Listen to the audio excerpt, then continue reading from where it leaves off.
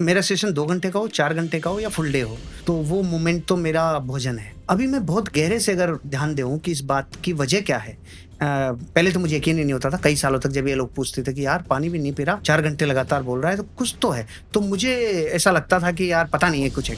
अब यकीन होने लग गया कि हाँ, उसे एनर्जी कहते हैं।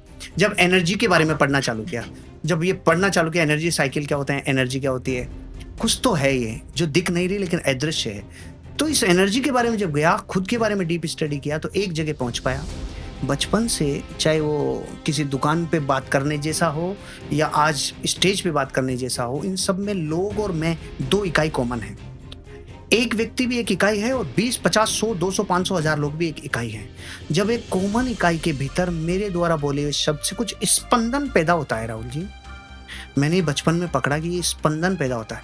तो हम जब 4 दोस्त बातें करते थे और मेरी बात से किसी के भीतर स्पंदन पैदा होता था, तो वो वहां से पकड़ तो आया था, यार बोल रहा हूँ मजा है।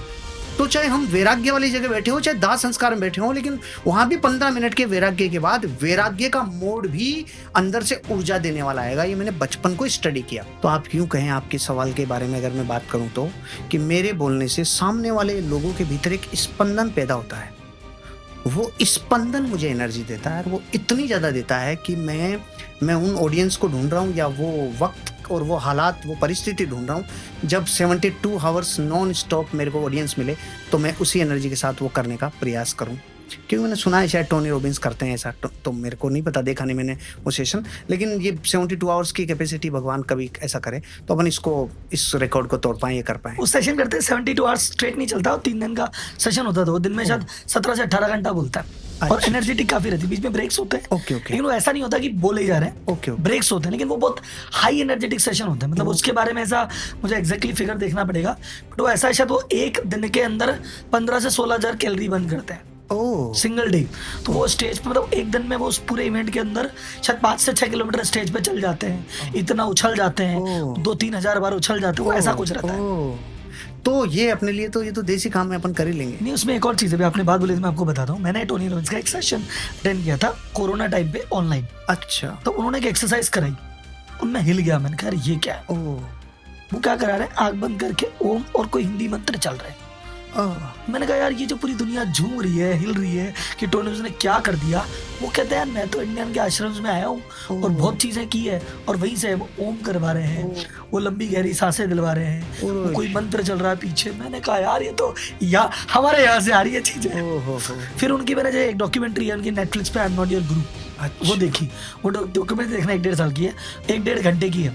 तो वो जो करते हैं उस पर इवेंट कैसे करते हैं उसके ऊपर है। तो वो खाली टाइम पे वो मेडिटेशन करते हैं, भस्त्रिका करते हैं।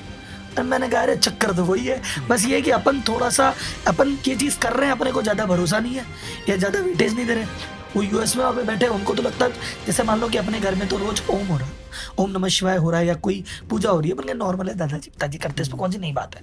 वो यूएस का आदमी करके जाता है, उसको लगता है तो जाने कौन सा ही राज ले आया। तो वो घटना तो है, उसको उसी इंटेंसिटी से, उसी पागलपन से सब कुछ छोड़ के जब करता है और कोई डिस्टर्बेंस भी नहीं है, तो फिर उसको वो असर देती है। बात तो वही है, उन्होंने बात तो घूम फिर के वही आती है। इंटेंसिटी भारी हो गई उनके, उसका इंटेंसिटी भारी, क्योंकि उनको ले लिया उन्होंने, ऐसे ले लिया कि बस ये तो जाने क्या ही मिल गया आपने। सही बात। अपन इसको कैजुअल लेते हैं क्योंकि अपने तो आसपास बहुत अपन इनमें पले बड़े हैं, अपन में पले बड़े, का पूरी अवेलेबिलिटी उसकी वैल्यू वैसे नहीं होती। अपने काम में मर्सिडीज आ जाए अपन बावले हो जाते हैं। हाँ। कि यार मर्सिडीज के पीछे पीछे घूमो, देखो कैसी होती है। अब दुबई के शेख के लिए तो लंबोर्गिनी भी पड़ी है, कि बैठी है, अलग अलग कलर में रोज आती है, इसको कौन देखेगा।